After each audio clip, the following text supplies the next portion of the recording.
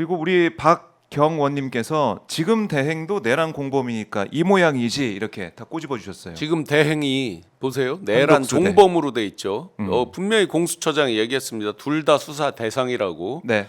내란 종범이 내란의 공범을 아하. 지명하는 이런 아이러니.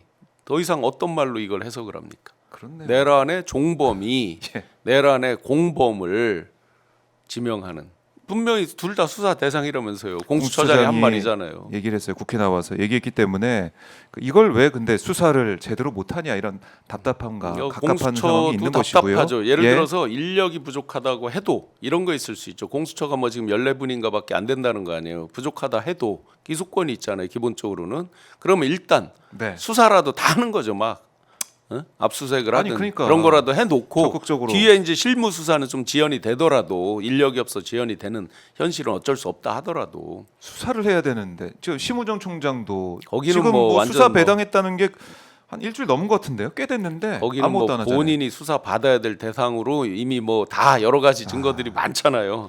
그래서 지금 한덕수 대행이 이렇게까지 이완규 처장을 지명하고 그야말로 내가 그랬다. 내가 이제 판단해서 한 거라 이 내용까지 국무회의 하기 전에 입장을 내면서까지 강조했잖아요. 그럼 한 가지만 볼게요. 인사청문 어떤 요구서처럼 본인들이 이제 기초적인 인사 검증할 때 동의서를 내거든요. 네. 24시간도 안 돼서 지명했잖아요. 그러면 거꾸로 한덕수 대행이 내란 대행이 이완규 씨를 알면 얼마나 알겠어요. 평소에. 이완규 처장을 잘 아는 사람은 저기 지금 관저 있는 사람이죠. 그렇죠. 40년 지기. 뭐 팔수 구수 칠수와 만수 뭐 하듯이 팔수와 구수인데 예. 거기에다가 서울법대 7구학번 동기에다가 심지어 최은순 씨 변호까지 했어요. 그래서 성공을 했어요. 변호해서 실제로 네. 빼냈잖아요. 그래서 그래서 법제처장 임명돼서 네. 지금까지 그리고 많은 국민들이 이제 잊으셨는데 거슬러 가면 노무현 대통령 검사와의 대화에서 그럼요. 네. 소위 검사스럽다라는 용어가 생겼죠. 네, 그 그때 원조입니다. 평검사 10명 중에 한 명이었어요. 네네. 그때 주구장창 얘기했던 게 인사권 빨리 내놔라. 네. 넘겨라 검찰총장한테. 그 얘기만 한 거 아니에요? 네네. 그 모습을 보였던 그때도 지탄을 받았던 검사들 중에 한 명이었는데 네. 끝까지 지금까지 살아남아서 이제는 헌법재판소 네. 재판관으로 가기 이게 말이 본인이 됩니까? 법제처장 하면서 예. 이 내란 이후에 국회에서 증언할 때 제가 뒷자리에 있었거든요. 정말 이 사람이 인간 어떤 본성에 대한 이런 기본적인 저기가 안 됐나. 왜냐하면 카메라에 잡히지 않을 때 모습들이 있거든요. 뒤에 앉아 있으면 카메라에 잡힐 때 모습은 뭐 다 드러내기 조금 예의 차린 척이라도 하는데 그때도 안 하고 대답하기 싫어. 예 그렇습니다. 대답하기 싫어서 어거지로 하는 그런 모습들을 국민들이 다 보셨죠. 그냥 마지못해서 뭐 인정도 긍정도 부정도 아닌 것이 그냥 하는. 네. 그런데 이제 그 외의 모습에서는 틱틱하는 거죠. 틱틱. 옆에서 박완수 육군참모총장 어프하면서 한숨 쉬고 있고 그 내란에 이제 소위 가담자들 또 뭐 의원들이 딴 분한테 질문하면 하면서 딴짓하는 사람 태반이고 카메라 안 잡힐 때 보면 참 가관이었습니다. 그랬던 사람이 신형폰 나와서 바꿨다고 황당한 소리를 하질 않나. 네.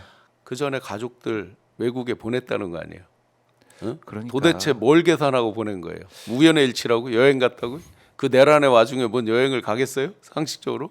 그러니까 다른 거 딱 떠나서 휴대폰을 왜 바꿨냐? 네. 휴대폰 빨리 내놔라. 그 얘기를 하면은 뭐 이걸 그 사람을 헌법재판관 재판은 이렇게 말했죠 이분이. 임명할 수가 없어요. 잘못한 지명할 게 수가 없어요. 없기 때문에 나는 떳떳하고 내가 잘못한 게 없기 때문에 예. 바꿨다 이랬잖아요. 잘못한 게 없으면 내놓으세요. 바꾼 거. 구형폰 있을 거 아니에요. 내놓으세요. 그냥.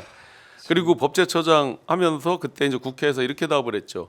나는 이게 어느 정도 정리가 되고 다 일종의 종식이 되면 법제처장을 마지막으로 공직을 마지막으로 자연인으로 가고 싶다는 식의 말을 했죠. 그랬는데 엊그제 국회에서 뭐라 그랬어요? 헌법재판소 재판관 되고 싶냐? 되고 싶습니다. 본인이. 예.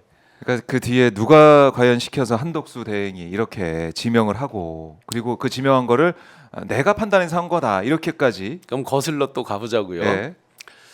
최상목 권한 대행일 때 이제 한덕수 그 권한 대행은 그 탄핵 그 과정 중에 있을 때 헌재 이제 계류돼 있을 때 윤이 3월 8일 날 이제 나왔죠. 네 뭐 석방 또는 탈옥 재밌게들 부르시는데 네. 나왔습니다. 그때 이제 쫙 소문이 돌았죠. 그래서 제가 어떻게 그거를 알고 이제 처음으로 한덕수에 대한 탄핵 선고를 먼저 한다. 같이 할까 뒤로 할까 하다가 이제 이게 걸림돌이 먼저 처리를 한다 해서 3월 24일 날 네. 한덕수에 대한 걸 하게 되잖아요. 그때 그 과정에서 어떤 이제 첩보들이 나오게 된 거냐면 윤이 석방돼서 나오면서 구체적으로 헌재 재판관 마은혁 씨는 그대로 있는 거고 두 사람을 인선하는 게 이제 구체적으로 포착이 된 거예요. 그게 제가 알기로는 헌재에서도 포착을 했어요. 그래서 이 순서를 바꾸는데도 그게 하나의 기여를 한 거예요. 이거 안 되겠다. 빨리 이거 먼저 처리해 놓고 그런 부분을 막자 하는 게 있었던 거예요. 그러면 그런 기류를 갖고 지금 뒤를 추정해 보면 가처분이 받아들여질 가능성이 꽤 있습니다. 약간 이제 긍정적 기대죠. 뭐 예. 단순 희망이로는 아니고요. 그 논리적 맥락에서 보면 그때 이미 이 사람들을 인선하는 기류가 있던 거예요. 첫 번째. 그러니까 이건 한덕수의 몫이 아니잖아요. 본인은 탄핵 중에 있었단 말이에요. 최상목 대행일 때요. 그렇죠. 두 번째, 총리실에 인선하는 기능이 있습니까 없습니까? 총리실. 인사검증하고 인선하는 거. 원래 인사검증은 한동훈 때 법무부로 바꿔놨어요. 그렇네요. 그런데 예. 대통령실에 뭐가 있어요? 인사비서관, 공직기강, 법률비서관, 민정수석은 없었다가 만들었죠. 등등등. 이들이 다 중견수석? 대부분 뭐 합니까? 네. 인사 이런 거 할 때 크로스 체크 등등등을 다 하죠. 그럼요. 자, 총리실에 그런 게 있습니까? 원칙적으로? 없죠. 예, 총리실에는 민정실이라고 있습니다. 예. 거기 한 60몇 명 있을 거예요. 그러나 그들은 세평 수집해서 취합해서 올리고 뭐 이런 것들을 할 겁니다. 아마도. 네. 그렇다 그러면 이들의 인사에 대한 거를 내가 판단을 내가 했다? 지금 제가 말씀드린 대로 보면 내가 판단할 수 있는 도구가 없어요. 그렇네요. 그러니까 그거는 거짓말일 겁니다. 거짓말이다. 오나마나 거짓말일 겁니다. 한덕수가 거짓말을 하고 있을 가능성이 정부 크다. 시스템을 대부분의 예. 국민들이 모른다 생각하고 그렇게 거짓말을 하겠지만 이미 정부를 겪어본 사람들은 대부분 알고 있습니다. 그렇게 해서 총리가 그걸 다 검증해서 할 수 있는 시스템이 아니다. 물론 대행이니까 뭐 대통령실에 뭐 예를 들어 보조를 받았다 뭐 이런 저기를 고백은 할 수 있는데 그런 고백 안 하죠. 그 다음에 그 국무회의 때요. 과연 그걸 누구까지 알고 갔을까요? 총리실에 예를 들어 보좌 기능에서 누구까지 알았을까? 제가 추정해 보면 총리와 비서실장 정도만 알았을 거예요. 나머지는 다 대통령 비서실에서 네. 하고 있던 거죠. 그러니까 이 이완규가 지명이 된 것은 윤석열이 뒤에 있을 수가 있다는 합리적 의심을 하는 것이고. 뭐 이건 합리적 의심보다 더 강한 거를 강한 걸로. 가능성보다 더 강한 걸 예? 개연성이라고 부르죠. 개연성이 있다. 저는 뭐 개연성 이상이라고 봅니다. 또 한 가지 그 내가 알아서 내가 했다. 근데 이제 인사 검증 부분 이것도 안 되는 거죠. 그 다음에 그때는 권한만 정지돼 있었다 윤석열이. 그런데 이건 파면이 되면서 일종의 이제 권리가 됐다. 법정 용어로는 사고와 권리거든요. 그래서 둘 다 이제 정지되거나 뭐 권리가 되거나 하여튼 없는 거예요. 할 수 있는 일이 없는 거예요. 근데 권리가 돼서 완전히 없어졌기 때문에 대행이 할 수 있다. 이런 이제 궤변을 얘기를 했죠. 아마 국민의힘에서도 측에서도 그런 걸 얘기를 했죠. 딱 한 가지만 물어보면 됩니다. 그래서 선출됐냐고요. 그래서 국민들한테 표로 민심에 국민의 심판을 받아서 선출이 됐냐고요. 그거는 비포 애프터가 똑같아요. 지명직이에요. 그냥 지명직에도 그럼요. 순서에 얻어 걸려서 본인이 그 자리에 있을 뿐이에요. 네. 어? 대행이죠. 대행. 그러면 소위 말해서 민주적 정당성은 선출직에서 기본적으로 나오는 거죠. 우리 국민이 온 주권자이기 국민의 때문에. 주권자 헌법 네. 제1조에 따라서 주권자인 국민으로부터 인증을 받은 사람한테 나오는 건데 최소한 민주적 정당성이 없죠.